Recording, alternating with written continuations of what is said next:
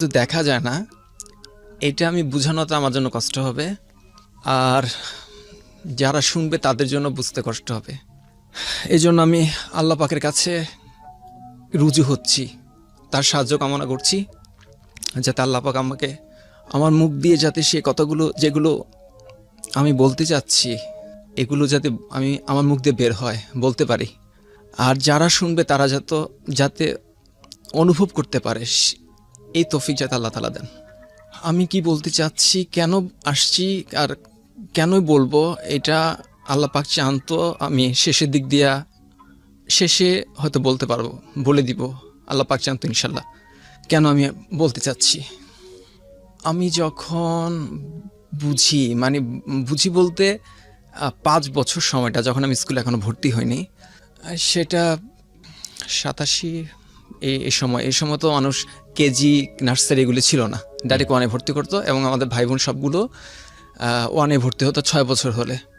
আর আমাদের ভাই বোনের সংখ্যা অনেক বেশি, তখন 7 জন ছিল, 6 জন ছিল। আমি যখন 5 বছর তখন 6 জন ভাই বোনের মধ্যে আমি পঞ্চম। তো আমার ছোট একজন ছিল। ঘরের সবাইকে দেখতাম, অন্য ভাই বোনদেরকে, আব্বাকে প্রচণ্ড ভয় পেত। আব্বার কথা শুনলে ঘরের মধ্যে কেউ কোনো ধরনের শব্দ করতো না, যদি আব্বা আসছে শুনছে। আর যদি চলে যেত খুব খুশি হতো সবাই। তো আমি বুঝতে পারতাম না। তো তারপরের বছর আমাকে যেহেতু ভর্তি করবে, আমার পড়াশোনার স্টার্ট হলো। আমার বাবা আবার ভাই বোনদেরকে খুব টাইটে রাখতো, একদম পেন্সিলের মতো সোজা সব ভাই বোন। আচ্ছা। তো যখন আমার বয়স যখন 5, তখন আমার আব্বা আর্মিতে ছিলেন। তখন আগে রিটায়ার করছেন, আমি ছোটোবেলা দেখছি আর্মিতে নেই। তখন একটা টেইলারিং, একটা বড় আকারে এই ধরনের বাজারে টেইলারিং না, ব্রু কোর্স, তারপর হচ্ছে ল্যাবরেটরি, গভর্নমেন্ট, এই ধরনের পোশাকগুলো নিউ মার্কেটে একটা শপে, নির্ধারিত একটা ইন্ডিকেট করার শপে বিক্রি হতো। আর এইগুলো অর্ডার সবগুলো আব্বা নিতেন। আমি এটা দেখছি ছোটোবেলায়। তার আগে আর্মিতে ছিল, তো আর্মিতে ছিল সেটা তো আমি জানি না। ওই সময়টা আমি আব্বাকে এটা দেখছি, এবং খুব শাসন রাখতো এবং খুব টাইটের উপরে রাখছে সব ভাই বোন থেকে। তো একদিন বাইরে, তখন তো বিল্ডিং ছিল না, একতলা বাড়ি বেশিরভাগ ছিল, খুব রেয়ার বিল্ডিং দেখা যেত। আমাদের বাসাটা একতলা 2 কক্ষ বিশিষ্ট একটা বাসা ছিল। বাইরে খেলা করতে গেছি, আসার পর তখন বাবা বড় বড় চোখ করে আমার দিকে তাকাইলেন। আর আমি তো ভয়ে, সেই যে ভাই বোনদেরকে মারে তো আমি দেখছি, এই প্রথম আমাকে মারতেছে, সেদিন মারবে আর কি। 5 বড় ছোট চোখ যখন লাল করে তাকাইলো আমার দিকে, আমি তো ভয়ে দৌড় দিছি ঘর থেকে। পাশে এক বাড়ি ছিল, দৌড়ে আমি চলে যেতেছি, আমার পিছনে পিছনে আমাকে মারবেই। সবাই আমাদের ভাই বোনরা তাকে মামা বলে রাখতো। তার বাসায় আমি গিয়ে আশ্রয় নিলাম, এবং সে বাসায় গিয়ে আমাকে মারলো। মারটা এমন ছিল, প্রথম খাইছি তো মার, আর আর্মি হাত ছিল তো স্ট্রং। কত বছর বয়স? 5 বছর। 5 বছর। স্কুলে পড়তেন আপনি ওই সময়? এখনো ভর্তি হয় নাই, ভর্তি হন? স্টাডি চলতেছে বাসায়, তারপরে বছর ভর্তি হবে। আমাকে যে মার্চ থাপ্পড় দিল, মনে হইতো কি চোখ টোপ পর্যন্ত কেঁপে আসে এরকম আর কি। তো যাই এখন ছোট হিসেবে হয়তো কম মারছে, তারপরে আমি অনেক ব্যথা পাইছি। তো আমার জ্বর চলে আসছে। আমি এই কথাগুলো বলতে চেয়েছি, আমাদের ফ্যামিলিটা কীরকম স্ট্রং, এখানে কোনো আবেগের কোনো স্থান নেই, ছিল না। এভাবে আমরা বড় হয়েছি। স্কুলে বাবা তারপর ভর্তি করে দিলেন। যখন স্কুলে ভর্তি হইলাম, তখন দেখলাম আমাদের অঞ্চলে ছেলেমেয়ের সংখ্যা অনেক বেশি হয়, আমাদের ভাই বোন অনেক। তখনই 6 জন ছিল।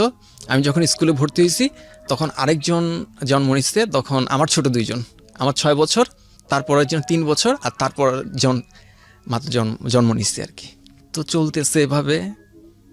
আর দেখতাম যে বাবা যেহেতু টেলারিং একটা বড় একটা কারখানার মতো ছিল, ওইখানে অনেক কাজ এমনি বাসায় নিয়ে আসতো। আমাদের বড় ভাই বোনগুলো দেখতাম যে সেগুলোর কাজগুলো কিছু তারাও করে দিত, ঘরের যে কাজগুলো থাকে, হাতের কাজগুলো, ওই কাজগুলো করে দিত আর কি। বড় 3টা বোন ছিল, বড় ভাইয়া ছিল, কাজগুলো তারাও করতো, আমার করতে হতো না, আমি তো তখন ছোট। এভাবে চলতে যাচ্ছে। বাবাকে তো পেন্সিলের মতো ভয়ে আমরা সোজা হয়ে থাকতাম। আমার বাবা, আমি যখন মারা যায় তখন আমার বয়স 23। আমি জীবনে কোনোদিন আমার বাবাকে প্রশ্ন করি নাই কোনোদিন, শুধু উত্তর দিছি। এবং শুধু আমি না, আমাদের সব ভাই বোন কোনোদিন কোনো প্রশ্ন করে নাই, শুধু প্রশ্ন করলে শুধু আমরা উত্তর দিতাম। সবাইকে যাই দেখছি আমি তাই করছি। ভয় সবসময় এক ধরনের থাকতো। ভয় বলতে, বাবা যখন বাসায় থাকতাম তখন আমরা খুব হাসাহাসি করতাম, খুব খেলাধুলা করতাম, আর যখন আসতো তখন একদম সোজা হয়ে থাকতাম আমরা। আমি এবার আমার মূল বিষয়টার মধ্যে আসতেছি। আমি যখন ক্লাস 6-এ পড়ি। আমরা যে এলাকাটাতে থাকতাম ওখানে আমাদের বাড়িগুলি সবগুলি সময় একতলা বাড়ি ছিল সবগুলো। একটা বড় প্রশস্ত একটা রোড ছিল, ওখানে আমরা খেলা করতাম, ছেলে মেয়ে সব খেলা করতাম। এবং সব বাড়ির ওখানে স্থানীয় মানুষ ছিল, তাদের ছেলেরা মেয়েরা আমরা সবাই একসাথে খেলা করতাম, খুব মজা করে খেলা করতাম। ঠিক আমাদের বাসার অপোজিট একটা বাসা ছিল, এটা হচ্ছে ওখানকার স্থানীয়। ওরা ওখানে একটা মেয়ে ছিল, নাম হচ্ছে নামটা না বলি। সে বয়সে আমার 1 বছর ছোট। আমি 6-এ পড়ি, ও 5-এ পড়ে। আমরা খেলা করতাম, ও ফুটবলও খেলতো, কেটস পাই দিয়ে ফুটবল খেলতো। তো বাবা আমার অবজেকশন থাকতো না, দেখতো তো আমাদের ফ্যামিলিটা ওরকম নাই, এই জন্য আমাদের সাথে মিশতে দিত। অন্যদের সাথে ওভাবে মিশতে দিত না ওদেরকে, কিন্তু আমাদের সাথে মিশতে দিত। ওরা যেহেতু ওখানে স্থানীয় এবং ভালো প্রভাবশালী ছিল তারা। তো এক পর্যায়ে যখন আমি 6-এ উঠলাম, 7-এ উঠলাম, ও 5 থেকে 6-এ উঠলো। আমার বইগুলো যখন নভেম্বরে যখন পরীক্ষা শেষ হয়ে যায়, ডিসেম্বর জানুয়ারিতে বই পাওয়া যায় না, তখন বই পাওয়া যেত না, ফেব্রুয়ারি বই পাওয়া যেত না, এমন সময় ছিল। আমার বইগুলো নিয়ে যেত, ওরা মই পাঠাইতো যে বইগুলো নিয়ে আস যাতে স্টাডি করতে পারে বাসায়। তো যখন নিত তখন আমার কাছে খুব ভালো লাগতো বিষয় তো সে তো আমার খেলার সাথী। তো একদিন আমাকে ভাইয়া বলে ডাকতো, 1 বছর বড় হলো আমাকে ভাইয়া ডাকতো, ক্লাস সিনিয়র শেষে ভাইয়া বলো যে ভাই আপনি আজকে ছিলেন না, আজকে তো আমরা খেলতেই যাই নাই কেন? বলে যে আমার ভালো লাগে না। তো তারপর আমি দেখছি যে যেদিন ও না থাকে সেদিন আমারও খেলতে ভালো লাগে না। যাক, এই বিষয় এক পর্যায়ে ওরা সপরিবারে কানাডা চলে যায়। তখন তো আমাদের খেলার সাথে একজন কমে গেছে, তখন ভিতর থেকে এটা খারাপ লাগলো। ওইটা আমি বলতেছি, কিন্তু সে খেলার সাথে ছিল, তার জন্য আমার কাছে খুব খারাপ লাগতো। আর তো যাই হোক, যেটা বাস্তবতা মেনে দিতে হবে, চলতেছে, আমিও চলতেছি, সেটা মোটামুটি বিরহ থাকলো, ভুলে গেছি। ক্লাস 8-এ যখন আমি পড়ি, স্কুলটা এরকম ছিল, মর্নিং শিফটে মেয়েরা পড়বে আর ডে শিফটে ছেলেরা পড়বে। মেয়েদের 8টা থেকে 12টা ক্লাস, আর ছেলেদের হলো 12-12:30 থেকে বিকাল 4:30 পর্যন্ত। তো আমি স্টুডেন্ট হিসেবে, যেহেতু আমার বাবা অনেক স্ট্রং, আমাদের কিন্তু কোনো টিচার ছিল না, সেক্ষেত্রে আব্বা আবার দিত, 1ম, 2nd, 3rd হতে হবে, টিচারও ছিল না। বলে আব্বা বলতো যেটা বুঝোস না সেটা আমি বুঝাই দিব আমার কাছে, যেদিন ওনার কাছে বুঝতে সেদিন তো মায়ের তো মাটিতে পড়বে না। তো ভয়ে ভয়ে বুঝতামও না, অঙ্ক আমি মুখস্থ করে ফেলতাম, বুঝতাম না আমি মুখস্থ করে ফেলতাম, যে বীজগণিত এগুলো সব মুখস্থ করে আমি লিখতাম। তো ক্লাস 8-এ যখন সবাই চায় যে কিছু স্টুডেন্ট আসছে প্রথম বেঞ্চের দিকে বসতে চায়, কিছু আছে শেষের দিকে বসতে চায়। তো আমি প্রথম বেঞ্চ কখনো বসতে পছন্দ করতাম না, যখন রোল 1 ছিল তখন আমি ফার্স্ট বেঞ্চে কখনো বসতাম না, সেকেন্ড বেঞ্চটা সবসময় বসতাম, এটা আমার ভালো লাগতো। তো আমি সবসময় চাইতাম যে সেকেন্ড বেঞ্চটাকে যাই আমি প্রথমে গিয়ে আমি যাতে দখল রাখতে পারি, এবং আমার সাথে যে ফ্রেন্ডটা ছিল তারা যে দখল নিয়ে নেবে আর কি, দখলে নিলে আমাদের এই 4-5 জন আমাদের। ওরা দেখতাম যে ওদের মেয়েদেরকে একটু টিটকারি দিত, তাদেরকে বলতো দেখ কি ভালো লাগে, কিন্তু আমি কখনো, আমার অনুভূতি আসতো না এটা অ্যাকচুয়ালি ওরকম। আমার কাছে মনে হতো কি, আমি এখানে একটু ব্যাক করে একটু কথা আসতেছি। আমাদের ফ্যামিলি মানে ধার্মিক টাইপের ফ্যামিলি।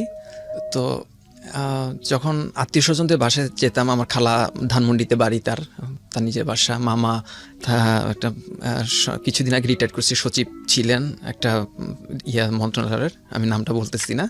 তো তিনি সরকারি বাসায় থাকতেন, ছোটবেলা দেখতাম যে খুব হাই সোসাইটি। তখন আবার আম্মাকে বলতাম যে মা সব দেখি মানে খুব হাই লেভেলের, তাদের থেকে আমাদের মানে নিচে কেন?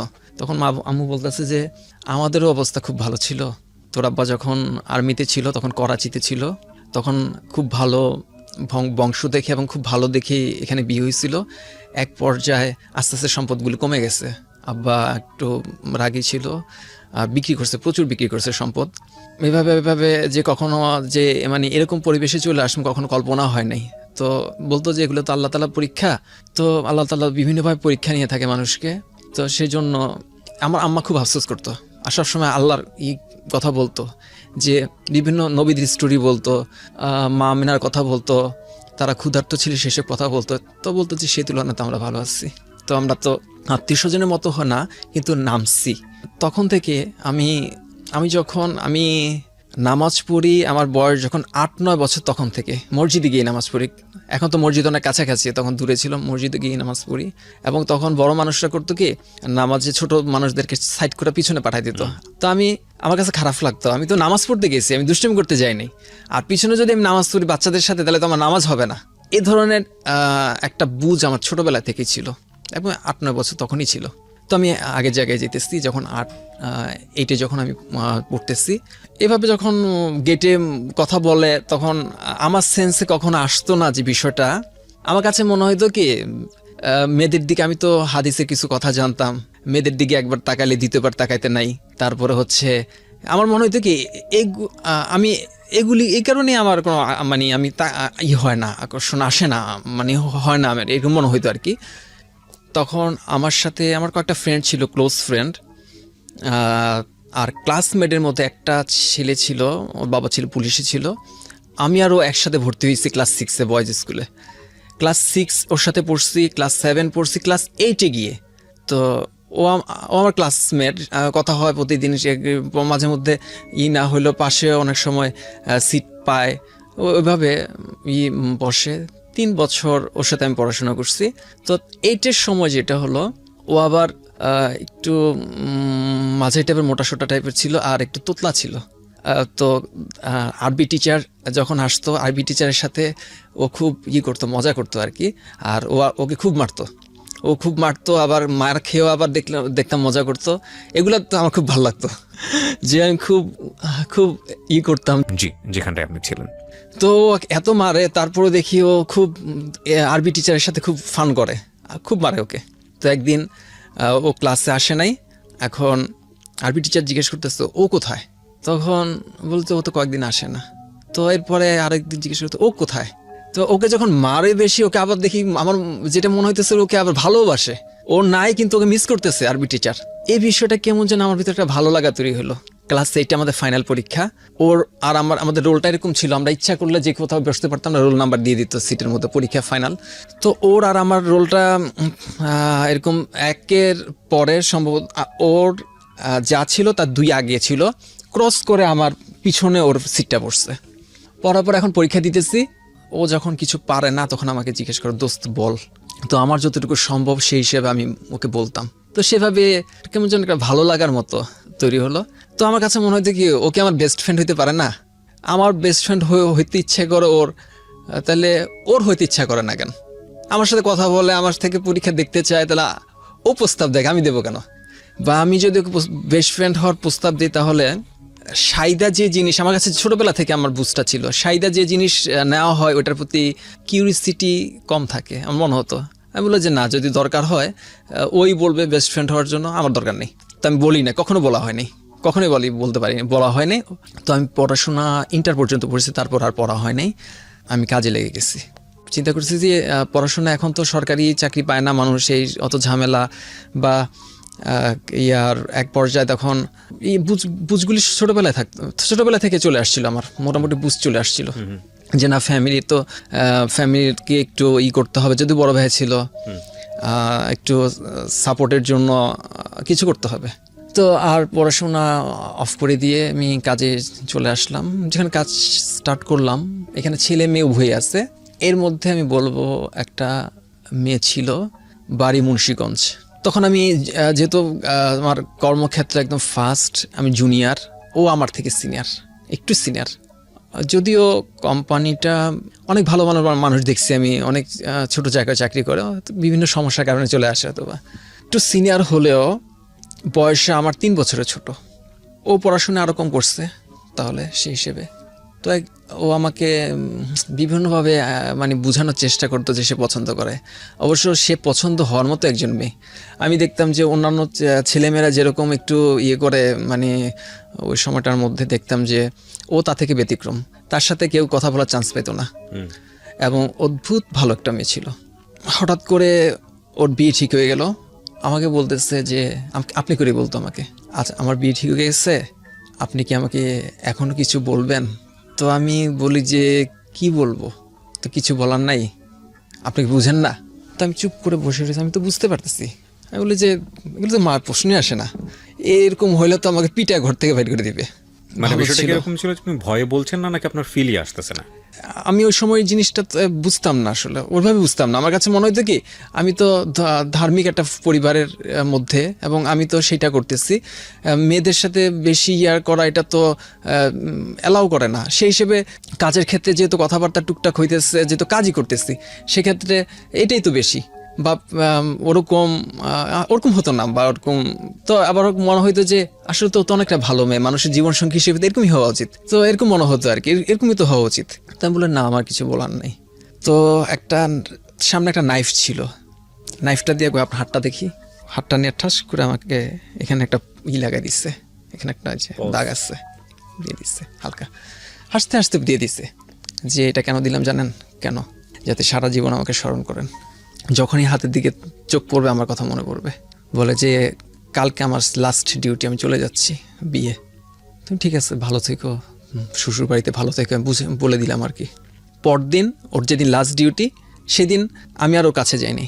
তো অফিস ছুটি, আমি নিচে দাঁড়িয়ে আসছি, সম্ভবত সেইটা গাড়িটা ছিল এমডির গাড়ি ছিল। গাড়িটা মানুষ ভিড় বেরোচ্ছে দেখে, লোকজন দেখে আমি একটু দাঁড়াইছি গাড়িটার কাছে, যে মানুষ বের হোক, আমি একটু রিল্যাক্সে বের হই। এমন সময় দেখি সে সামনে আমার, বলে যে দাঁড়ায় আসছেন, যাচ্ছেন না? বলে যে একটু ভিড় কমুক, বের হও। বলে যে আপনি কি কিছু বলবেন না? আমি বলে দেখো, আমার ফিউচার অনেক প্ল্যান আছে, আমি তো বুঝি আমার অনেক প্ল্যান আছে, এগুলো তো ছেলে মানুষ কি সিদ্ধান্ত, আমার তো এটা সম্ভব না। তো বলে যে আপনি যে গাড়িটার পিছনে দাঁড়ায় আছেন, আমি দোয়া করি এরকম গাড়ি যেন আপনার, এরকম মালিক যেন আপনি হন। তো দেখলাম যে কান্না আর কি চলে গেল আর কি। তো আমার কাছে এরকম কান্না বা ওরকম কিছু মনে হলো না। Actually you don't have any feel for her, আপনার কোনো ফিলিংস ছিল না। আমার ন্যাচারালি কান্না বা আমার খারাপ লাগতেছিল, খারাপ লাগতেছিল, কার কারণে কান্না আসতেছিল না। মেয়েটাকে ভালোবাসতেন না? ওই যে ভালো ছিল এরকম, আমি সব মানুষকে ভালো যত মানুষ, ভালোবাসার মধ্যে পার্থক্য। আমি যেমন মাকে ভালোবাসি, তারপরে যেমন ইয়েকে ভালোবাসি, ভাই বোনদেরকে বলতে যেটা বোঝাচ্ছি ওরকম কোনো কিছু আমি ছিল না। ওটাকে আমার কাছে মনে হইতো না, আমার কাছে মনে হতো ওইটাই মনে হয়, সবার মনে হয় এরকমই হয়। খুব ক্রিটিক্যাল কিছু টার্ম আপনারা একটু বোঝার চেষ্টা করবেন। আমরা গল্পের ভেতরে ঢোকার চেষ্টা করছি, আসলে গল্পটা কি সেটা আমি এখনো বুঝে উঠতে পারিনি। আমরা একটু আগাবো সামনের দিকে। হ্যাঁ, আমার কাছে মনে হয় কি এটাই ভালো, এরকমই সবার মনে এরকমই হয়। একটা ভালো একটা কোম্পানিতে চাকরির প্রস্তাব আসলো, আমি যখনই আমার বেটার কিছু হয়েছে তখন আমি সেটাকে গ্রহণ করছি। আমার দিন যাচ্ছে, আমি নতুন কোম্পানিতে আরেকটাতে জব যখন স্টার্ট করলাম, ওখানে আবার ডিপার্টমেন্ট এরকম ভাগ ছিল, যেমন 3টা ভাগ করা। আমি একটা ডিপার্টমেন্ট আমি যাওয়ার পরে দেখলাম যে আমার যে বসটা সেটা একটু এই টাইপের, মানে একটু বদমেজাজি টাইপের, বদরাগী টাইপের। তো দেখলাম যে কয়েকদিন কাজ চলতেছে, তো তার আচরণগুলো আমার ভালো লাগতেছে না, একটু বদমেজাজি টাইপের আর কি। তো কিভাবে জানে, যেহেতু ডিপার্টমেন্ট 3টা, আমাকে শিফট করে অন্য একটা ডিপার্টমেন্টে দিয়ে দিল, যদিও আমি জানি না। সে যে বসটা, তখন আমার বয়স 23, তার বয়স প্রায় 32, আমার বস। আমি যখন ওই ডিপার্টমেন্টটা গেলাম, দেখেন বসটা আসলে অত্যধিক ভালো, খুব সফট কথা, গাছ বুঝাইতে খুব সুন্দর করে, কোনো ট্রাবল হলে কি কারণে হয়েছে তার কাছে খুব সুন্দরভাবে মানে বোঝানো যায়। তাকে এমন ভালো লাগতো, আমি খুঁজতাম, কাজ করতেছি, বস কোথায় আছে, যদি ভাই বলে ডাকতাম, যদি সম্পর্কে বস কিন্তু ভাই বলে, সবাই আমরা ভাই বলে ডাকতাম, ভাই কই আছে। যখন কোথাও দেখতাম এক কর্নারে আছে, ভাল লাগতো, কাজ মন দিয়ে কাজ করতে পারতাম, এরকম আর কি। তো উনি যখন কাজে কিছু রিকোয়ারমেন্ট থাকতো, এগুলো কাজের প্রোগ্রামগুলো যখন আমাকে দিত, আমি সবার আগে তার সিগনেচারটার উপর আমার চোখটা পড়ে যেত। না, কিন্তু আমার কথা হচ্ছে যে গল্পটা আমরা যেদিকে নিচ্ছি, আমাদের হয়তো ভিউয়ার্স যারা দর্শক দেখছেন তারা তো কিছুটা হলে বুঝবেন। এই ভালো লাগা তো একটা ছেলের নর্মাল ভালো লাগা, এখানে সমস্যা কথা, কিন্তু আপনি ভালো লাগাগুলোকে এমফ্যাসিস কেন করছেন, বিশেষ করে স্কুল আমি লাইফে? যাব পরবর্তীতে, তখন এগুলো আমার দরকার হবে, এই জন্য আমি এগুলো ফোকাস করতেছি। পরবর্তীতে আমি যখন রিভিউ করব, তখন আমি এগুলো রিভিউ করছি আমি আমার লাইফটাকে, পরবর্তীতে এসে এখন সিগনেচারটা আমি এতটা পছন্দ হইলো আমার, আমি আর্টে অতটা ভালো না, কিন্তু ওনার এত কঠিন সিগনেচারটা আমি রপ্ত করে ফেললাম, মানে নকল সিগনেচার। একদিন আমি তার হাতটা ধরতে ইচ্ছা করতেছে আমার, কি করব, একটা ঘড়ি কিনলাম, ঘড়ি কিনে বললাম যে ভাই আপনার হাতটা দেখি। বললো কেন? আমি বললাম যে দেন। তো হাতটা দেওয়ার পর হাতটা ধরলাম, ধরে একটা ঘড়িটা আমি জাস্ট গর্জিয়াস একটা প্যাকেট ছিল, দিয়ে আমি হাতটাকে আস্তে করে দিয়ে দিলাম, শুধু হাতটা ছোঁয়ার জন্য। আপনি হাতটা ছোঁয়ার জন্যই আমি শুধু ঘড়িটা দিছি তাকে। আমি এই জন্য বলবো যে ওই যে অনুভূতিটা আমি এখন ফিল করি। কিন্তু আপনার তো ওই সময়ই বিষয়টা মানে ধরার কথা যে this is quite absurd feeling, নর্মালের জায়গাটা থেকে প্রশ্নবিদ্ধ একটা ফিলিংস আপনার কাছে কখন ওই সময় প্রশ্নবিদ্ধ মনে হয়েছিল একটু। আর তবে আমার কাছে মনে হয় আমি তো কোনোদিন কোনো মেয়ের হাত ধরি না, হয়তো বা এর থেকে আরো বেশি অনুভূতি। ভালো লাগার মানুষের ভালো লাগার মানুষের হাত ধরলে ভালো লাগবে, হয়তো একটা মেয়ে যদি হবে তার চেয়ে মনে আরো বেশি ভালো লাগবে। আমি তো কখনো আর কোনোদিন কোনো মেয়ের হাত, ফিমেল পার্টটাকে তখনও ডিনাই করেন নাই? আমি কখনো ধরি না কোনো মেয়ের হাত, এটা আগে কখনো ধরা হয়নি আমার। ওকে ওকে, আপনি এটা খুব নরমাল মনে করেন, ন্যাচারাল। হ্যাঁ, ন্যাচারাল। ভালোবাসার মানুষকে ভালো লাগছে, তার হাতটা ধরছে আমার ভালো লাগছে। অন্য মেয়েদের হইলো আর ওইটাকে আমি অত ডিপলি নেই কখন নেই তখন। এমন সময় আমার এক আত্মীয় আমাকে বললো যে লোকাল কোম্পানিতে তো অনেকদিন চাকরি করতেছো, বিদেশি কোম্পানিগুলি ফরেন কোম্পানিগুলিতে চাকরি করো, তোমার জন্য অমুক একটা কোম্পানি দেখছি, ওখানে তুমি এটা ট্রাই করো। এখন আমি চিন্তা করতেছি যে আমি বলছি যে আমার ফিউচার লাইফে কখনো আবেগ কখনো স্থান পাই নাই কখনো। আমি চিন্তা করতেছি আমি এখানে তো অনেক ভালো আছি, বিশেষ করে এমন একটা বসের আন্ডারে চাকরি করি, ওইখানে যাবো কীরকম আসবে, কীরকম লোক থাকবে, হয়তো টাকা পয়সা একটু ভালো পাবো, বা একটা লোকাল কোম্পানি থেকে এখন ফরেনদের সাথে কাজ করতে হবে। ঠিক আছে, ওকে। তো ভাষাটাও একটি ইংলিশে কথা বলার এগুলো স্টাডি তখন থেকে মানে আগে থেকে আরও স্টার্ট শুরু করছিলাম। ফরেন চাকরি করতে হবে এই ধরনের স্টাডি জন্য করতেছিলাম আর কি। তো যেখানে ওখানে যাওয়ার পর চাকরিটা হয়ে গেল।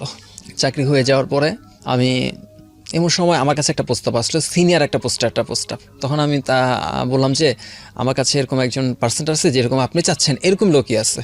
আমি চাইছিলাম যে সে কিন্তু আমাদের কোম্পানিতে না, অন্য কোম্পানিতে, মানে আমি যে বস ছিল তাকে আমি মানে অন্য কোথাও আমি দেখতেছি সেও একটা লোকাল কোম্পানিতে আছে, তবে ওনার যে এরকম এক্সপিরিয়েন্স আছে, একজন ভালো মানুষ, তার একটা ভালো জায়গায় চাকরি করা উচিত।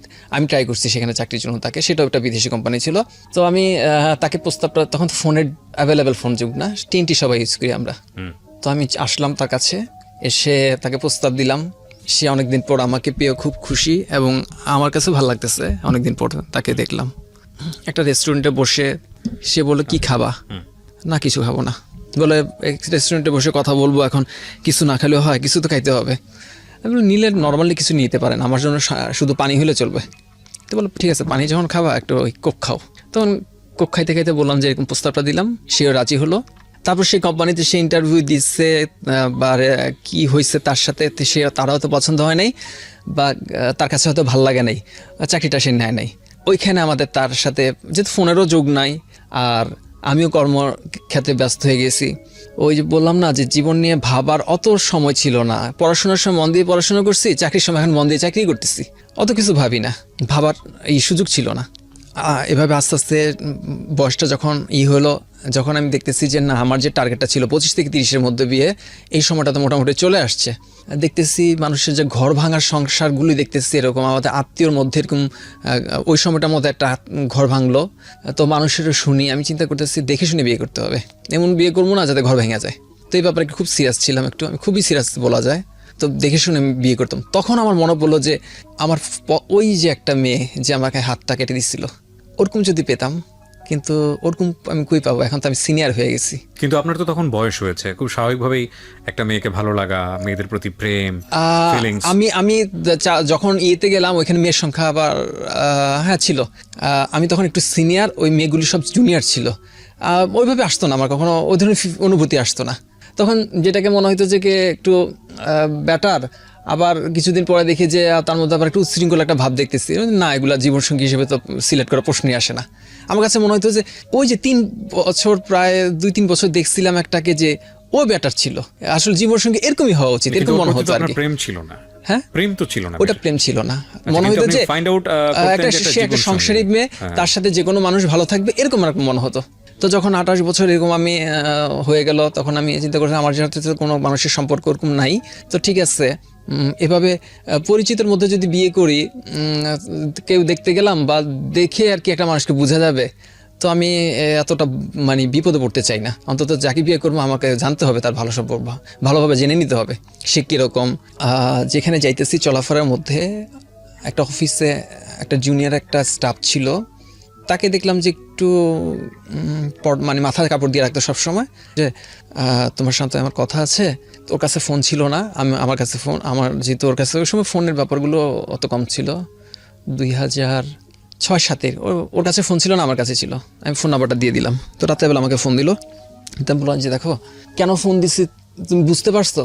তো বলে যে আমাকে ফোন দেওয়ার দিছেন, এটা তো একটা কিছু বোঝা যাইতেছে। আমি বললাম যে ওরকম ভাবে নিও না, দেখো আমি যেভাবে আমি দেখতেছো আমাকে, আমি তো একটু দেখো সিনিয়র হিসেবে আমি আছি, একটা ফরেন কোম্পানি থেকে তোমাদের এখানে যাই, তো সেক্ষেত্রে আমি আমার জীবনসঙ্গী, আমি ওই বললাম যে আমি আমার জীবনসঙ্গীকে খুঁজতেছি, তুমি ওভাবে নিও না। যদি আমি বিয়ে করবো আসলে সাধারণ টাইপের মেয়েকে বিয়ে করব, আর আমি যা আছি আমি তার চেয়ে 1 ডিগ্রি নিচে থাকবে হোক ভালো। আমি কখনো আমার সমতরল বা উপরে তো প্রশ্নই আসে না, এ ধরনের চিন্তা ভাবনা থেকে আমি নিচে মানে একটু ইয়েতে হোক, যাতে সংসার সুখে থাকে।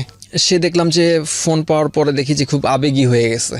তো ওই জিনিসটা আমার কাছে ভালো লাগে না। তখন এক পর্যায়ে সে যখন আমাকে ফোনে খুব জ্বালাতন শুরু করলো, তখন আমি চিন্তা করলাম এত আসলে যে আমি যাকে যেরকম মনে করতেছে সেরকম তো না, তো আমাকে জ্বালাতন কেন করবে।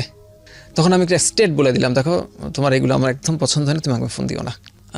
একটা মানুষ এভাবে নিজের শরীর কাটতে পারে আমি কখনো ভাবতে পারি নাই। আমার তো মাথা ঘুরে গেছে, আমি কখনো এই ধরনের দেখি নাই আমার সামনে, বুঝছি শুনছি মানুষ হাত কাটে, কিন্তু এভাবে হাত কাটতে তো আমি কখনো দেখি নাই। তো আমার খুব মাথা ঘুরতেছিল। ওকে আমি বলতেছিলাম যে এগুলো কি, তুমি কি আমাকে ব্ল্যাকমেল করতেছো? বলে যে না। তা আমি আচ্ছা তোমাকে আমি কোনোদিন বলছি একবারও যে তোমাকে আমি পছন্দ করি, ভালোবাসি, এরকম বলছি? বলে যে না। কেন করছো? বলে এটা আমার এক পক্ষ থেকে হয়েছে, আমি আপনাকে কখন ভালোবেসে ফেলছি আমি নিজেও জানি না। বলে যে আমার যেখানে বিয়ে ঠিক হয়েছে এটা আমার তো বিয়ে টিকবে না, আমার তো যেহেতু ওটা ঠিক হয়েছে ওটা টিকবে না। তো আমি বলেছি ঠিক আছে, দেখো আমি আমার ফ্যামিলি যদি রাজি হয় সেক্ষেত্রে আমি রাজি হইতে পারি, কিন্তু আমি কিছু বলতে পারবো না এখন। সেদিন আমি মানে জাস্ট আসার পথে ওর হাত টাচ করছিলাম এইটা, তখন আমি দেখলাম যে আমার যে ভালো লাগার যে অনুভূতি ওরকম না, ভালো লাগার যে অনুভূতিটা যেটা আমি বললাম যে আমার বস এখন আমি ফিল করি অনুভূতিটা, ভালো লাগাটা এরকম না। তখন আমার মনে হইতেছে আমি তো ওর উপর একটু বিরক্ত টাইপের, ও কেন এগুলো করলো, এগুলো কোনো ভালো মেশ করে কিনা, একে কীভাবে নিয়ে সংসারে করা যাবে।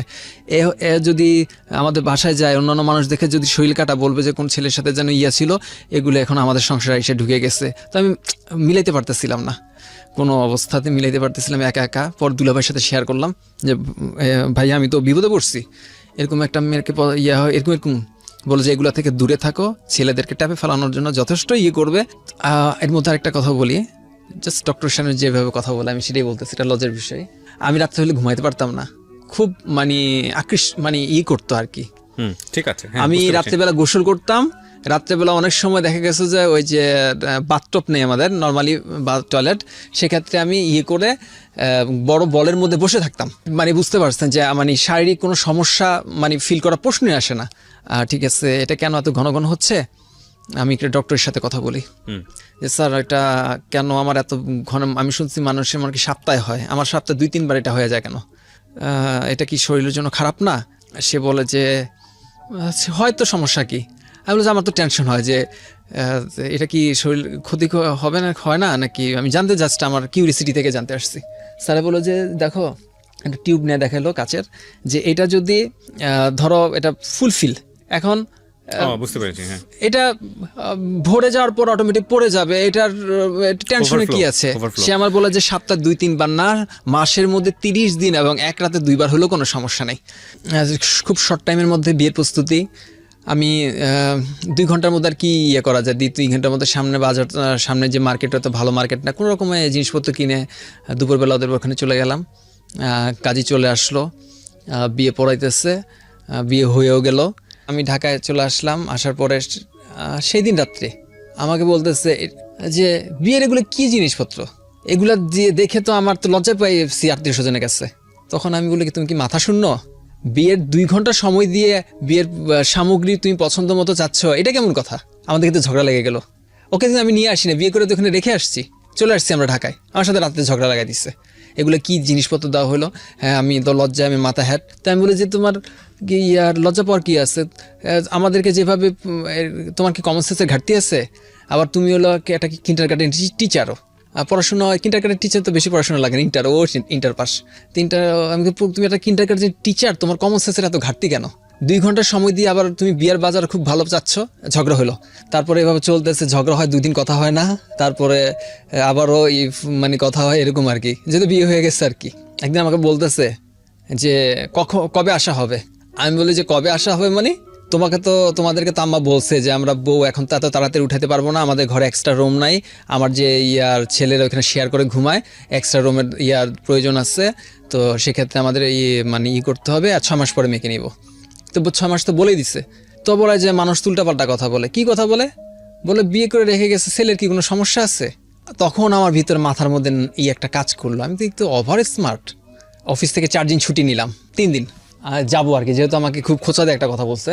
তো আমি গেলাম ওদের বাসায়, ওর জন্য কিছু অর্নামেন্ট নিলাম, সেটা আমি বলতেছি ঠিক আছে, আমাদের যেদিন বাসর রাত বলা যায়, ওইভাবে ওই সাজানোটার জন্য তো ওরকম না, জাস্ট আসছে জামাই, তুলে তো এখনো দেয় নাই, থাকবে। তো আমি তাকে কিছু অর্নামেন্ট এগুলো পরাই দেওয়ার জন্য আমাকে বলে যে এগুলো ঠিক আছে, আমি কি এগুলো তোমাকে পরাই দিব? বলে যে মানে আমাকে তখন আপনিও বলে না তুমিও বলে না, মাঝে মাঝে একটা শব্দ ইউজ করে, বলে ইচ্ছা। পরে আমি তাকে কানে পড়াইলাম আর কি। তো অনুভূতি আমি কিছু বুঝতেছি না, আমি চিন্তা করতেছিলাম ঠিক আছে, ওর সাথে কথা বলতে বলতে আমি বলতেছি দেখো আমি আজকে সারাদিন জার্নি করে আসছি, আমাকে একটু ঘুমাইতে দাও, একটু কথা ভকভক কম করো, যেহেতু কথা বলছো বিকালে, আমাকে একটু ঘুমাইতে দাও, আমি একটু রিল্যাক্স হই, আমি একটু মানে রিফ্রেশের জন্য আমি একটু ঘুমানোর জন্য চেষ্টা করতেছিলাম। তো আমার ঘুম ভাবও আসলো একটু ঘুমানোর মতো। তখন দেখলাম যে আমার স্বামী স্ত্রীর সম্পর্কে যেরকম মানে থাকার হওয়ার কথা, জাস্ট ওইভাবে জাস্ট আমিও রেডি। মনে হলো আগুনের মধ্যে পানি ঢেলে দিলে যেটা হয়, আমার স্বাভাবিক ইয়াটা 0-তে চলে আসলো। আমি তখন মিলাইতে পারতেছিলাম না, এটা কি আশ্চর্য খেলা, কেন আমার খেলা হলো কেন? আচ্ছা ওকে এইসব বুঝি মোবাইল টিপাটিপি করছে এই জন্য কি তার কি আমাকে ভালো লাগে না, আচরণের কারণে এটা এরকম হলো কিনা, তাই মোবাইল টিপাটিপি করছে এই জন্য কি তার কাছে করছে এই জন্য কি ভালো লাগতেছে না, এরকম হলো কেন? উনি আপনাকে কোনো কোশ্চেন করছিল বা কোনো? না, রাতে কোনো কোশ্চেন করে নাই, তবে দেখছি যে অন্যরকম একটা ভারী ভারী হয়ে আসছে। সকালবেলা দেখলাম যে তার ভাবি, চাস্তু ভাবি, সে আমার ঘরে, সে সহকারে। তো বলে যে আসলে আপনাদের মধ্যে কি সমস্যাটা কি হয়েছে সমস্যা? আমি বলি যে সবাই ধারণা করছে যে ঝগড়াঝাটির কারণে। হ্যাঁ, কি সমস্যা হয়েছে বুঝতে পারে যে এরকম। তো বলে যে সমস্যা হয়েছে, বলেন কিসের অভিমান চলতেছে? তা বলে যে আমি তো কোনো অভিমান না, জাস্ট আমি বললাম যে এরকম ওকে আমি বললাম যে আসো নামাজ পড়ি। ও তো রাজি করলো না, আমাকে একেই পড়তে হলো। লাস্টে ওকে আমি, এটা তো আর বলা যেতেছে না তাকে ওরকম ইয়াটা, তো আমার সাথে এরকম করলো। তো ঠিক আছে, তো সে যে ভাবি তার তো একটা দাম্পত্য জীবনে একটা ইয়ে আছে, অভিজ্ঞতা আছে, সে লজ্জা পাচ্ছে না, ডাইরেক্ট সেইভাবে বলতেছে, কিন্তু আমি লজ্জা পাইতেছি। আমার ওয়াইফকেও দেখতেছি যে সে লজ্জা পায় না, কারণ তার ভাবি, তার সাথে একটা ক্লোজ সম্পর্ক, যেহেতু সে একটা মহিলা মানুষ এবং সে আমি চিনি না, এই জন্য তার আমার কাছে লজ্জাই লাগতেছিল বিষয়গুলো যখন আমাকে বলতেছিল সে। তো চিন্তা করলাম যে হ্যাঁ, ভাবি দুলাভাইদের সাথে যেগুলো শেয়ার করা যায়, ঠিক আছে, অভিজ্ঞতার প্রয়োজন আছে, ঠিক আছে। বললো যে আসলে কি এগুলো তো কেউ এমনি জানে না, জানতে জানতে তো আর হয় না, হইতে জানে। তো ঠিক আছে, আপনার জাস্ট আমাকে একটা সিমটম দিয়ে দিল আর কি, জাস্ট ওকে বলে যায় তুই এরকম করবি না, এরকম করবি, এরকম। তো আমাদের দ্বিতীয় রাত, তো আমি দেখি যে আজকে আগে তো যেটা আমার ইচ্ছা ছিল মানে হইতো, যেটা দ্বিতীয় রাতে আমার ইচ্ছাটাই হইতেছে না। তো তাকে আমি বললাম যে দেখো আচ্ছা, তুমি তো আর বোকা না, ওভার ফাস্ট, তুমি আমার থেকেও বেশি ফাস্ট, তুমি অন্যভাবে নিও না জিনিসটা, তুমি যেহেতু এর আগে আমাকে ইঙ্গিত মারছিলা। তো আচ্ছা আমি তো তোমার কারো যদি কোনো সময়, আমি তাকে ডাইরেক্ট বলে ফেললাম, আমি কখনো নিজের দোষ আমি কখনো আড়াল করি না, আমি নিজের দোষ সবসময় আমি নিজের ঘাড়ে নিয়ে নিই। তো আমি বলি যে দেখো তুমি কি এরকম কিছু মনে করো না যে কোনো সমস্যা আছে, সমস্যা হলে কি তা মানুষ তো জোর করে বিয়ে করানো যায় না, আর এখানে দেখছো যে তুমি ভালো করে জানো যে আমাদের কেউ রাজি ছিল না, আমি কিন্তু জোর করে এখানে এক ধরনের বিয়ে করছি। তো সে জিনিসটা পজিটিভ নিচ্ছে। তাইলে কি মানুষের শুনি যে ওই যে সুইসাইড করে, এই করে সেই করে, তার কি টাবলের কারণে করে এগুলো? আমার ভিতরে প্রশ্নের ঝড় উঠে গেল। আচ্ছা এটা যদি কোনো সমস্যা হয়েই থাকে, আচ্ছা কেন সমস্যা হবে এটা এরকম, মানে আমি নিজের ভিতরে খালি প্রশ্ন, কেন হবে এটা এরকম? আমি তো কখনো অনুভব করি নাই, তাই এটা কেন হইতেছে? আর নিশ্চয় কোনো সমস্যা আছে, নাহলে হবে না কেন? তো লাস্টে আমি চলে আসতেছি, যখন ব্রিজের উপরে নদী পার হচ্ছি, আমার কাছে মনে হইতেছিল কি জীবনটা আমি তো স্ট্রাগল করেই গেছি, যদি অনেক কিছু আমাকে বলা হয়নি, এত বড় জীবনের তো স্ট্রাগল করে গেছি, এখন কোন বিপদে পড়লাম? আর তো ভালো লাগতেছে না বিষয়টা। যদি কোনো সমস্যাই হইলো, গাড়িটা যদি অ্যাক্সিডেন্ট করে পানিতে পড়ে যেত তাহলে ভালো হইতো। অথচ আমার কাছে একবারের জন্য মাথা আসতেছে না, গাড়িতে আমরা প্রায় 40-50 জন মানুষ, আমি আমার নিজের মৃত্যু কামনা করতেছি, এই পুরো বাসের মানুষ যদি মারা যায় তাদের কি হবে, আমার মাথা আসতেছে না। আমি চিন্তা করতেছি যদি গাড়িটা এখন পড়ে যেত ভালো হতো। কোথায় যাচ্ছিলেন গাড়িতে করে? গাড়ি দিয়ে ঢাকায় আসতেছিলাম, বলতে গাড়িটা যদি ঢাকা পানিতে পড়ে যেত, রেলিং ওই যে রেলিংটা ভেঙে ওই যে বীজ দিয়ে যাচ্ছে, তো গাড়ি অ্যাক্সিডেন্টে মারা গেছে, কেউ কোনো কিছু কেউ কিছু ভাবতো না। আমাদের সামাজিকতা এই বিষয়গুলো নিয়ে কথা বলা এখনও এক ধরনের ট্যাবু, এবং সত্যিকার অর্থে বলতে যেটা যে খুব একটা ফোকাসও করা হয় না মিডিয়াতে এইসব বিষয়গুলো, খুব সেন্সিটিভ মনে করা হয়, কারণ আমরা সামাজিকতার জায়গাটা থেকে এটা তুলে ধরাকে অনেকেই ভালো চোখে দেখেন না। কিন্তু আমাদের দৈনন্দিন জীবনে এটা খুব গুরুত্বপূর্ণ একটা ব্যাপার। নীরবে নিভৃতে আমাদের সমাজ জীবনে বা ব্যক্তি জীবনে এই বিষয়গুলো একটা মানুষের জীবনকে কত ভয়ানক করে দিতে পারে প্রপার নলেজ না থাকলে, বা প্রপার জীবন ব্যবস্থা আসলে কী হতে পারে এইরকম একটা সমস্যার প্রেক্ষাপটে এগুলো যদি প্রপার গাইডেন্স না থাকে, তাহলে একটা মানুষকে কী পরিমাণ হয়রান হতে হয়। এই যে সুইসাইডের কথা আসছে এখানে, তাহলে আপনারা চিন্তা করে দেখেন বিহাইন্ড দ্য স্টোরিটা কি। সো আমরা মনে করি এই জিনিসগুলোর প্রপার ফোকাস হওয়া উচিত, প্রপার ডিসকাশন হওয়া উচিত, কারণ একটা জীবন খুব মূল্যবান, খুবই মূল্যবান। সুতরাং সেই অর্থে আমাদের এই আজকের এই এপিসোডটাকে, আজকের এই পর্বটাকে আপনারা জানার জায়গাটা থেকে ভ্যালু দেবেন প্লিজ, অন্যভাবে নেবেন না। জি বলুন। তারপর তো ঢাকায় চলে আসলাম। আমার যে প্রায়োরিটি ছিল, ফার্স্ট যে প্রায়োরিটি ডক্টরের সাথে মিট করার। আমি সেক্স স্পেশালিস্ট, আমি গেলাম তার কাছে। আমাকে দেখে কিছু কথা বলে, তো বলে যে, তো ডক্টর আমাকে টেস্ট দিল। টেস্টের পরে রিপোর্ট নিয়ে আসার পর আমি তো চিন্তায় কিন্তু নেগেটিভ রিপোর্ট আসে কিনা। সে বলে যে আপনার তো কোনো সমস্যা নেই, কোথাও ব্লাডের সব তো ঠিক আছে। আসলে কি আমার কাছে অনেক পেশেন্ট বলতেছে, আমার কাছে অনেক পেশেন্ট আসে, এগুলো আসলে নতুন তো আপনারা, এটা এত টেনশন কিছু নাই, একদিন হয় না, 2 দিন হয় না, কি হয়েছে, তো এরকম অনেক পেশেন্ট আসে, মানে মানসিকভাবে চাপ নিয়ে। হ্যাঁ, এটাই বলতেছে এটা নিয়ে এত ভাবার কি আছে, একদিন হয় না, 2 দিন হয় না, কি তাতে কি হয়েছে। তো সেটা তো অন্যের পরের জায়গা, আপনি হয়তো বা ফ্রি ছিলেন না, মানসিকভাবে ফ্রি ছিলেন না, এটা হতে পারে আপনি দ্রুত ওয়াইফকে আপনার বাসায় নিয়ে আসেন। তো আমি বললাম যে হ্যাঁ, এটা একটা ভালো একটা সাজেশন দিচ্ছে ডক্টর। হ্যাঁ, আমার বাসা যেমন ফ্রিডম মনে হয়, ওখানে তো আমার ফ্রিডম মনে হয় না, অন্য একটা বাসা মনে হয়, এটা হতে পারে। তো আমি যত দ্রুত সম্ভব তাকে নিয়ে আসলাম। আসার পরে আমার বাসা যখন, আমি তো এখন ফ্রিডম, আমরা কিন্তু এক হয়ে যাচ্ছি, মনে হইতেছে মাঝখানে একটা বাধা। আগে যে বলতে আগুনের মধ্যে পানি ঢেলে দিচ্ছে, আমার এখন দেখতেছি যে না, আগুনের জায়গায় কিছু আগুন আসছে, কিন্তু সম্ভবই হচ্ছে না। মানে যেটা আমি যে সিমটমগুলো আমাকে বলছে যে এরকম হলে এরকম সিমটম হয়, এরকম হলে আমি খুঁজে পাচ্ছি না। যাই হোক, কয়েকদিন পরে আমরা মিলিত হইলাম, সম্ভব হলো। তো যখন সেটা কোনো পদ্ধতি ছিল না, তো আমাদের সাথে সাথে বাচ্চা চলে আসলো পেটে। তো বাচ্চা যখন 4 মাস পেটে যখন, তখন বেবিটি স্পয়েল হয়ে গেল, ও একটু ধরাধুরি করতো, এই টাইপের দেশে গেছিল। তো বলে যে একদিন এরকম সমস্যা, এরকম কি হয়েছে, বলে যে এরকম বেবি স্পয়েল হয়ে গেছে, এখন এই করতে হবে। তো ঠিক আছে, ওকে, মিসক্যারেজ হয়ে গেছে, যাক হয়ে গেল এটা। তারপরে ওকে আমি আবার নিয়ে যখন মানে দেশ থেকে, বাবা বাড়ি থেকে আবার আসলো, আসার পরে কিছুদিন পরে এখন আমাদের সম্পর্ক হয়েছে, স্বাভাবিক হচ্ছে এবং স্বাভাবিকই হচ্ছে, কিন্তু তার মধ্যে আমি কোনো ধরনের আনন্দ খুঁজে পাই না। আমার কাছে মনে হইতেছে এটাই তো ঠিক, আমার যেখানে আমার বেঁচে থাকার কথা না, হয়েছে এতেই তো আমি খুশি আছি, এটা আমার আনন্দের বিষয় না, এটা আমার আনন্দের কোনো বিষয় না, সে আনন্দ পালিয়ে হয়েছে। আমি সারাদিন অফিস করে এক রাতও ঠিক মতো ঘুমাইতে পারতাম না, বুঝতে পারতেছেন আপনি হয়তো।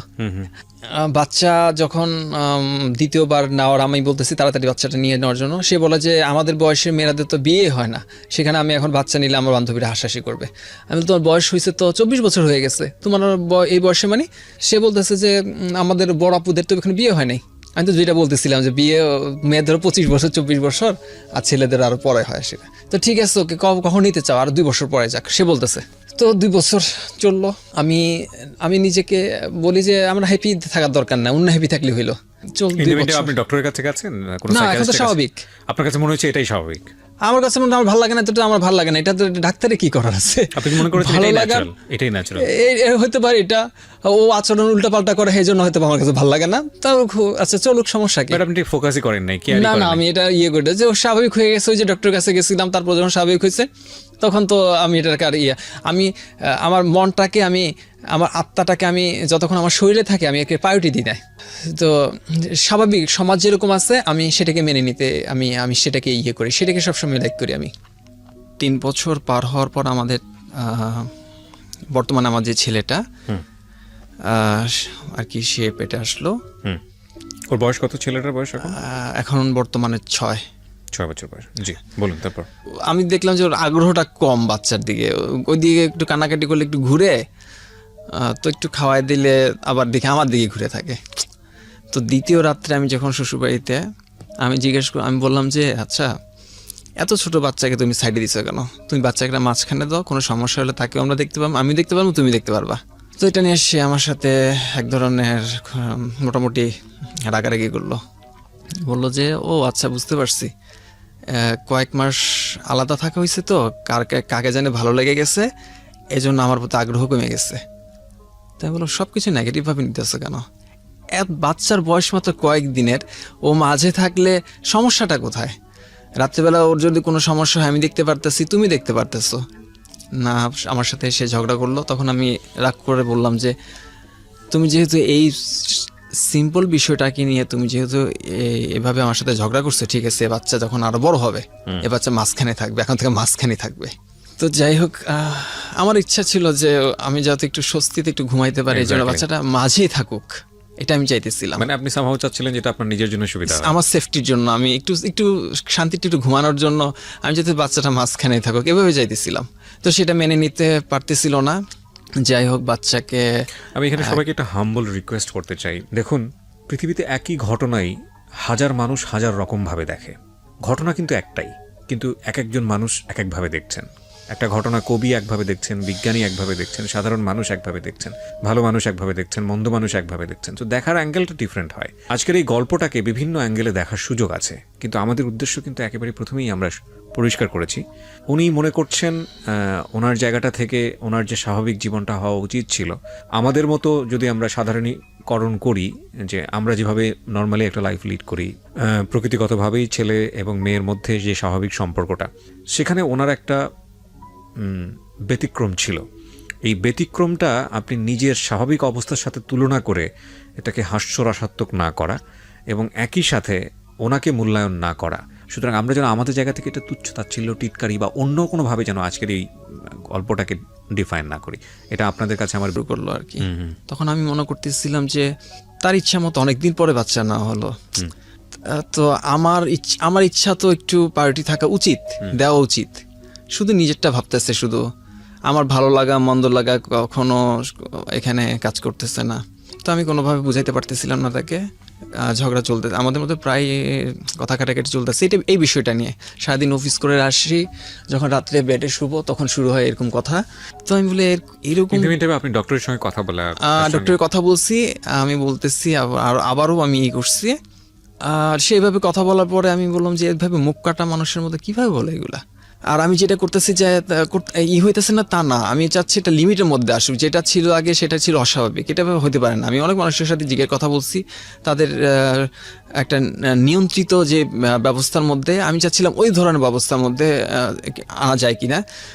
প্রথমত বিষয়টা আপনার ভালো লাগতো না, প্রথমত আমার অল্প অল্প ভালো লাগতো, আর বিষয়টা তারপরে আমার ভালোই লাগতো না, মানে ভালো লাগতো না, খারাপও লাগতো না, মানে এক ধরনের একটা দায়িত্ব কাজ করবো, তার ইচ্ছার মতো মাফিক আমি কাজ করতাম না। কিন্তু এটা নর্মাল লাইফেও তো অনেক সময় হতে পারে। ডক্টর আপনাকে পরবর্তীতে ডক্টর কি বলেছিল?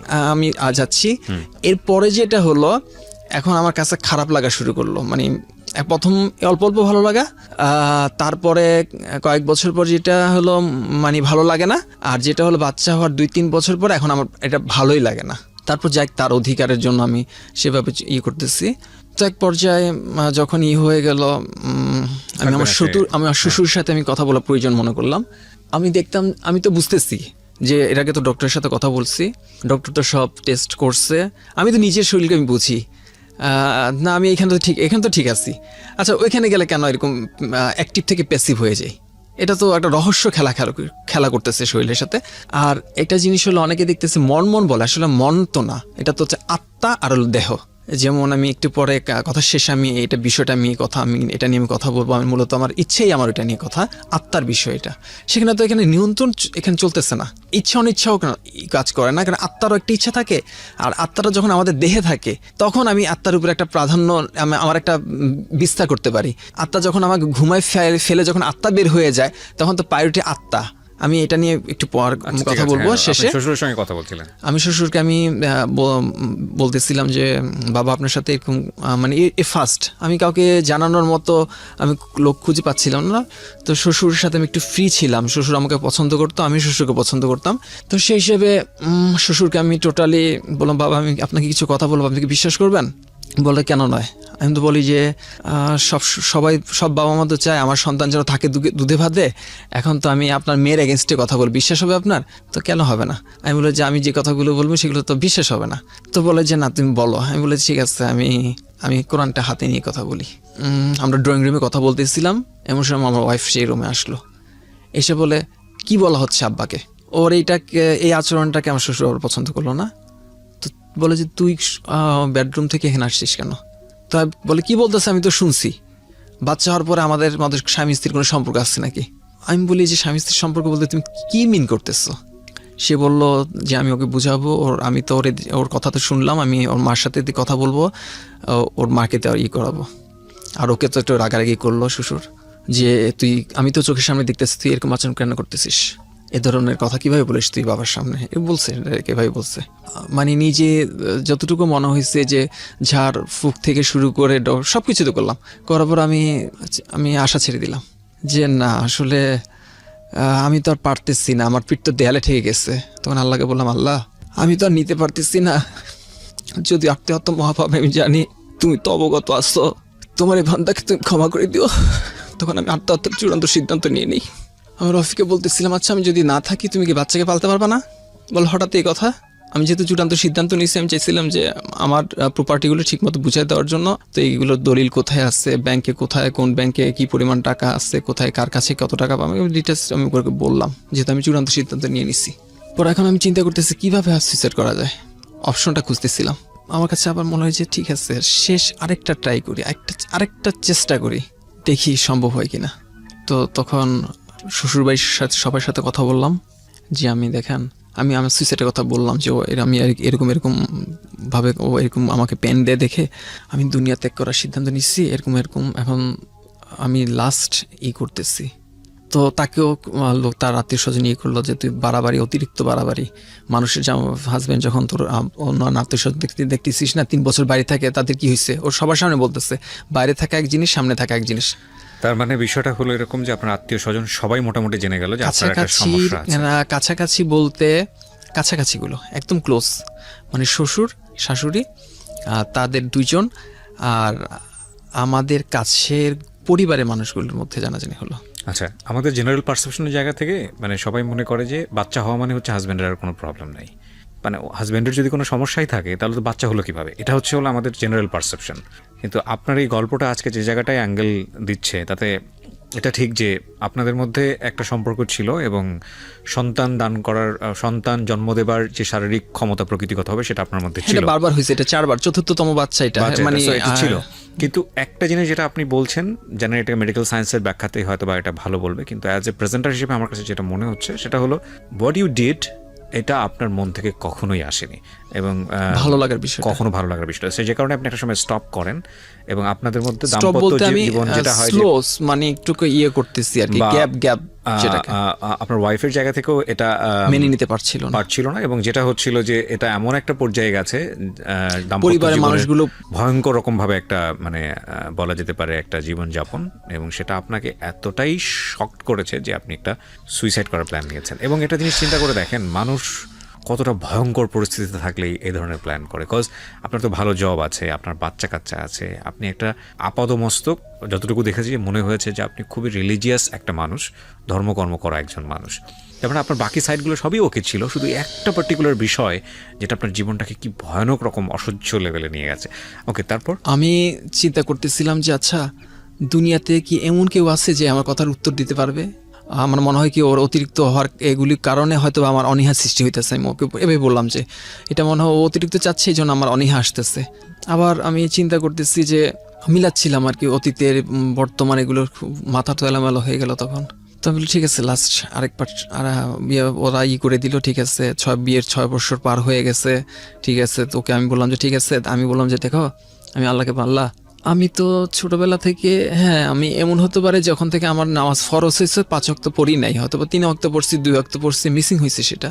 এমন করলাম যে ঠিক আছে, আমি যখন সাহাবারা তাদের সমস্যা দোয়া করে আল্লাহ তাআলা থেকে আসমান থেকে নামায় ফেলতে পারতেন, নামাজ পড়ে নামাজের মাধ্যমে। হ্যাঁ, তারা কি পরিমাণে আমলদার ছিল, যেমন একটা নামাজের মাধ্যমে নামে ফেলতে পারতেছে, আমাকে এরকমই হইতে হবে। সাহাবারা তো দেখাই দিচ্ছেন, আল্লাহ রাসূল তো মডেল দেখাই দিচ্ছেন তাদেরকে তাদেরকে অনুসরণ করার জন্য। কেউ যদি আমার সাহাবাদেরকে অনুসরণ করে সেজন্য জান্নাতের পেয়ে গেল, অনেকগুলি পেলাম। তারা কিভাবে চলাফেরা করছে, হ্যাঁ, এখন আমাকে চেঞ্জ করতে হবে। তখন আমি বললাম যে আমার শ্বশুরকে বললাম, শাশুড়িকে বললাম, দেখেন আমি টোটালি যেভাবে ছিলাম তা থেকে আমি এখন বেরোবো, একটা টোটালি ফ্যামিলি, ইসলামিক একটা ফ্যামিলি টোটালি যেভাবে পালন করে ঠিক সেভাবে আমি করব, এতে করে ওকেও করতে হবে, আমিও করব। তো আমি রিজাইন দিয়ে দিলাম অফিসে। এমডি তো অ্যাকসেপ্ট করতেছে না, তা বলে যে কী সমস্যা। তো আমি বলি যে ফরেনার, আমি বলি যে আমি একটু অসুস্থ, ডক্টরের সাথে কথা বলছি, সে আমাকে কিছুদিন রেস্ট নিতে বলতেছে, তো আমি চাকরি আপাতত কিছুদিন করবো না। তো বলে যে তোমাকে আমি দেখতেছি বেশ কিছুদিন ধর তোমার শরীরটা অনেক একটু স্লিম হয়ে গেছো, মুখটা মলিন, মনটাও খারাপ দেখি, আসলে এভাবে রেস্ট নিলে তুমি আসলে সুস্থ হবে না। পকেট থেকে 10,000 টাকা বের করে আমাকে দিল, দিয়ে বলে যে তুমি ভালো ভালো ফুডস করো, একটু করো, চাকরি ছেড়ো না। তো তার রিকোয়েস্টে আমি আরও 2 মাস ডিউটি করলাম। তারপর এক পর্যায়ে বললাম যে না, আমি আর চাকরি করব না। সেটা আমাকে অনেকভাবে করলো, আমি ছেড়ে দিলাম। এক পর্যায়ে রাগ করে আমি আর যাই না। তো যেহেতু আমাকে আটকে রাখতে চাচ্ছিল, আমি বন্ধ করে দিয়েছি যাওয়া। তো আমি চলে গেলাম। কত সালের ঘটনা এটা হচ্ছে 2016 সালে ফেব্রুয়ারি মাসে। আমি তখন তারপর আমি ঈদে চলে গেলাম, 42 দিন সফরের চিল্লাতে চলে গেলাম। সেখানে গিয়ে আমার কথা হচ্ছে কি, আমি আল্লাহর ঘরে পড়ে থাকবো, একটা সমাধান না হওয়া পর্যন্ত আমি ফিরতেছি না, এরকম একটা। তো এখানে যাওয়ার পরে হইলো কি, আমি ওখানে তো আর কোনো কাজকর্ম নাই, অফিসিয়াল কোনো কাজ নেই, কিচ্ছু নাই। সেখানে শুধু সেখানে বেশ কিছুদিন থাকার পরে এমন হলো যে আমরা মনে হয় রসুলের জামানার সেই সময়টার মধ্যেই আছি, যেখানে অনেক কষ্ট থাকবে, অনেক বেদনা থাকবে, কিন্তু তারপরে মানুষের মধ্যে একটু তৃপ্তি থাকবে। তো 42 দিন পর যখন ফিরে আসলাম, তো আবার 42 দিন ওয়াইফ আমার শ্বশুরবাড়ি ছিলাম, নিয়ে আসলাম আবার বাসায়। তো থাকতেছে। তারপর আমি চিন্তা করলাম যে আমি বললাম যে দেখো, আমি তো ওয়াদা করছিলাম যে ইসলামিক ইয়ের মতো চলবো, আল্লাহ তাআলা সলভ করে দিবে। তো তারপর চলতেছে। তো আমি ওর সাথে টুকটাক, এর মধ্যে আমি শারীরিক আর মানসিকভাবে 2টা অসুস্থতে লাগলাম। আমার অ্যালার্জি, প্রচুর ট্রাবল দেখা দিলাম, শারীরিকভাবে অনেক কিছু সমস্যা দেখা দিল। অ্যালার্জির কারণে আমি ঠান্ডার সমস্যা, হাঁচি চলে আসে, আমি প্রতিদিন ওষুধ খেতে হয়। তো যাই হোক, আমি এক পর্যায়ে হঠাৎ করে একদিন একটা অস্ট্রেলিয়ান একটা প্রবাসী একটা ইন্টারভিউ নিচ্ছে একটা ছেলের। কথাটার ইয়েটা ছিল এরকম যে অন্ধকারে পড়ে থাকা একটি ছেলের আত্মকথন নামের একটা কষ্টদায়ক একটা কথা। আমি চিন্তা করলাম যে এই ধরনের জিনিস তো আমি কখনো দেখি না, আচ্ছা ঠিক আছে শুনি না আত্মকথন, কষ্টের বিষয়টা। তখন আমি যখন সেই ভিডিওতে গেলাম, এখন আমি দেখতেছি যে না, ওর কিন্তু আমার মিলে না, কিন্তু মূলত বিষয়টা যে বিয়ের পার্ট, যেটা বিবাহিত জীবন, তার সাথে তো আমাদের মিলতেছে। তো আমি বললাম যে লাস্টে ও কিছু করবো যেগুলো আমি বললাম না। তো আমি বলি যে তাহলে কি এটার প্রভাব, তাহলে কি আমিও সেই এটার আক্রান্ত, তাহলে এরকম। তো আমি, আমার ভিতর কিউরিওসিটি খুব বেড়ে গেল। আমি এরকম একে 4টা, আমি যখন ওদের ঘটনা আমি শুনলাম, অনেকগুলোর মধ্যে থেকে 4টা নিলাম আর কি, যেগুলো বেস্ট, ওগুলো যেগুলো একটু অশ্লীল টাইপের, এগুলো আমি শুনি না কখনো, এগুলো ভালো লাগে না আমার কাছে। তো যেগুলো আসলে ওরা সমস্যা পড়ে, মানে একজনের 4 বছরের সংসার ভেঙে গেছে, 4 বছর সংসার করছে, আর করতে পারতেছিল না, তার কষ্টের কথাগুলো শুনলাম। 4টা, হ্যাঁ, সিমিলারিটি ঘটার জন্য আমি দেখছি যে বিয়ের পরে জীবনটা যে এটা আমার সাথে মোটামুটি মানে 50-50 বা মিলে যায়, পুরোপুরি মিলে না, 50-50 মিলে আসছে। তখন আমি চিন্তা করলাম, হ্যাঁ, আমি তো রহস্য খুঁজে পাইছি এতদিন পর। আমি খুব আনন্দিত হয়ে গেলাম যে আল্লাহ শুকরিয়া, অন্তত আমি আমার প্রশ্নের উত্তর তো পাইছি। কিন্তু আমার আনন্দটা স্থায়ী হলো না, 2 দিন ছিল আনন্দটা। তখন আমি আবার কষ্টে পড়ে গেলাম যে আমি যখন জানতে পারলাম যে শতকরা 6 জন মানুষের মধ্যে এই জিনিসটা কাজ করতেছে, এবং 6 জনের মধ্যে আমার যে এই ধরনের গুলি আবার কাজ করে প্রায় শতকরা 1টা, এরকম এ ধরনের আমি পাইছি মোটামুটি শুনে। তো চিন্তা করতেছি যে আসলে এটা কি করা যায়, এত বড় একটা এতগুলি মানুষ, আমি আমার কষ্ট, আমি তো মনে করতাম দুনিয়াতে মনে আমি একাই কষ্ট, আর আমি একটু মাইনা ইয়ে করছি, তো আল্লাহ তালা বাকি জিন্দিগি এভাবে কষ্ট হোক সমস্যা নাই, তো আখিরা যাতে সুন্দর থাকে, কিন্তু এত মানুষ আক্রান্ত আর কষ্ট পাইতেছে। তো আমি তখন করতে লাগলাম স্টাডি।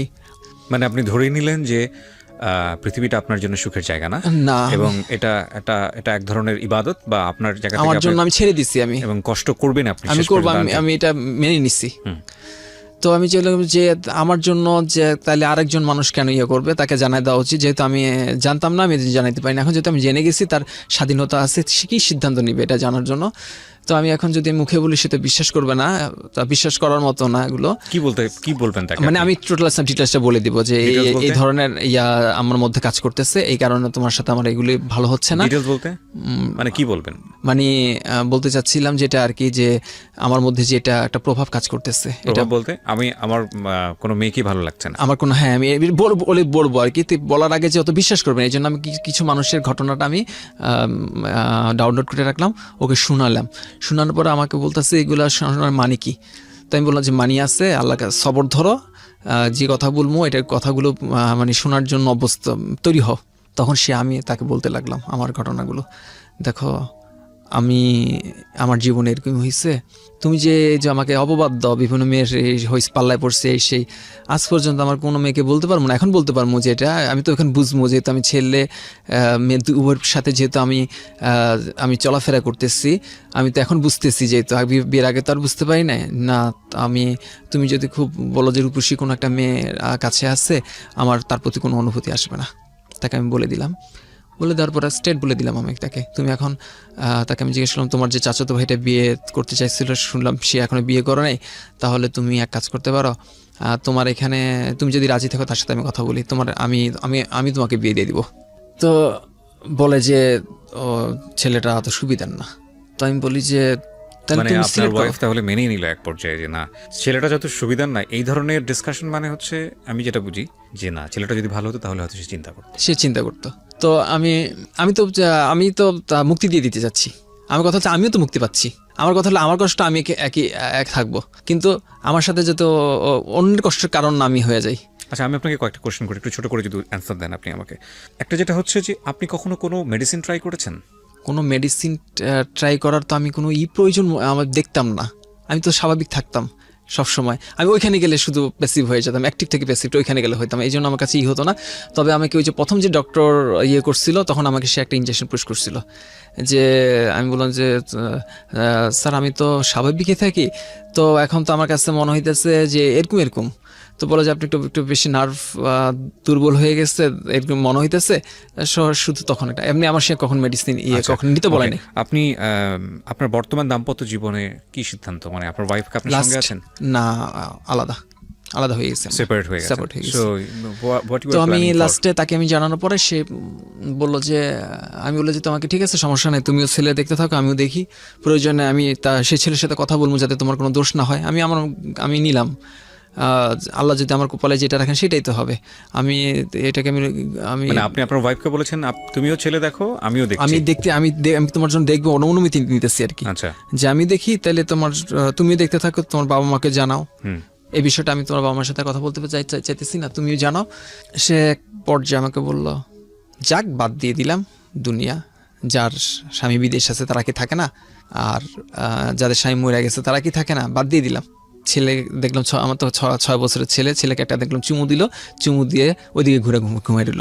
মানে তার ভালো লাগে নাই, খারাপও লাগে নাই, বা কিভাবে তার মনে কি কাজ করতে সেটা তো আমি বলতে পারতেছি। তুমি এখন বললা যে মেনে নিছো, তোমাকে তো আমি চিনি, এটা 3 তারিখ 9 দিনের কথা, একটু পরে তুমি আমার ঘুরে যাবা। এটা আপনি কাউকে অ্যাকিউজ না করি, আপনাদের বর্তমান অবস্থা কি দাঁড়িয়েছে এটা একটু বলেন। তো এক পর্যায়ে তো সেপারেটেড আছেন, হ্যাঁ, কতদিন যাবত সেপারেট আছেন?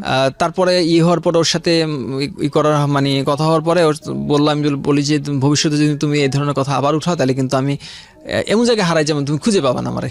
পরবর্তীতে দেখা গেল যে সেটা তো আর সম্ভব না, আমি হারাই যাবো কেন, ওকে ভয় দেখালাম আর কি একটু।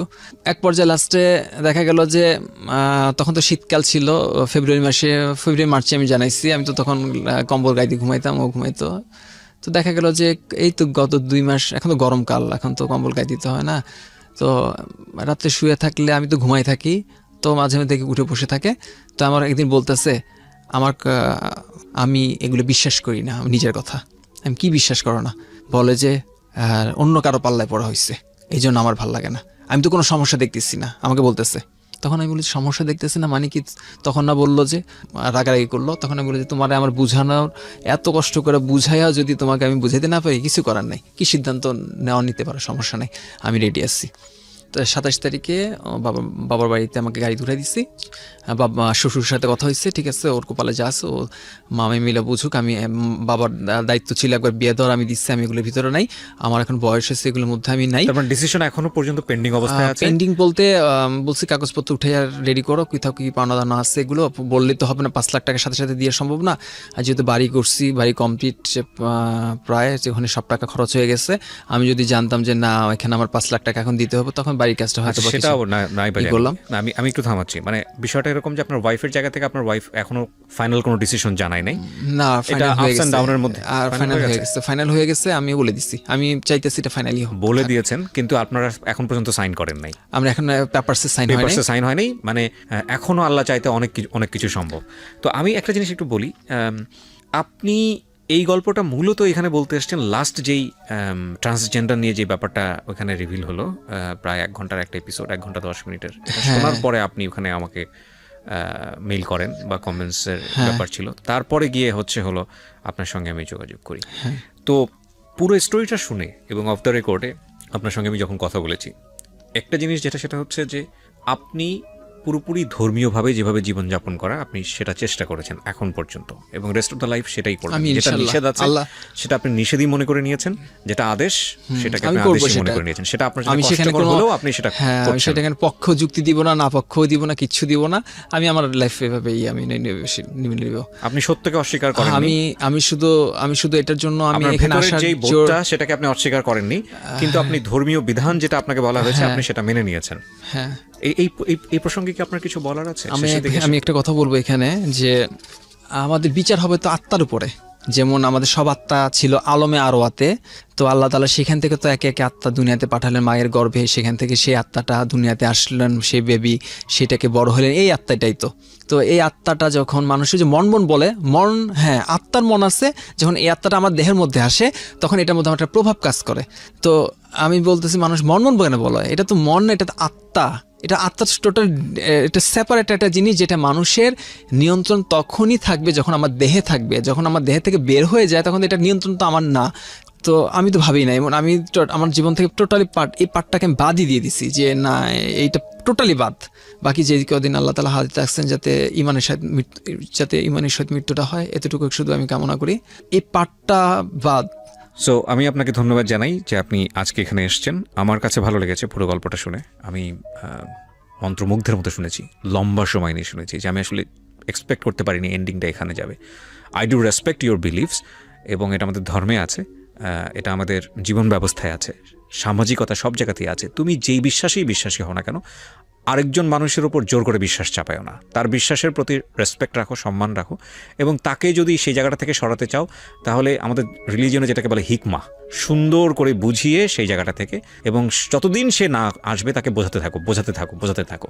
তো আপনি আপনার জীবন ব্যবস্থা নিয়ে আজকে এখানে এসেছেন, খুব ক্রিটিক্যাল একটা সমস্যা, কিন্তু আপনি আপনার মতো করে সমাধান নিয়েছেন। সেটা কেউ অ্যাকসেপ্ট করুক আর না করুক সেটা তাদের ব্যক্তিগত বিষয়। তো প্রিয় দর্শক এবং শ্রোতা, আজকের এই এপিসোডটা ছিল একেবারেই নন ইনভেস্টিগেটিভ একটা শো। আমরা প্রত্যেকটা মানুষকেই ফ্লোর দিই তার মতো করে বলার, কিন্তু তার মানে এই না তিনি যেটা বলছেন সেটা একেবারেই শতভাগ সত্য।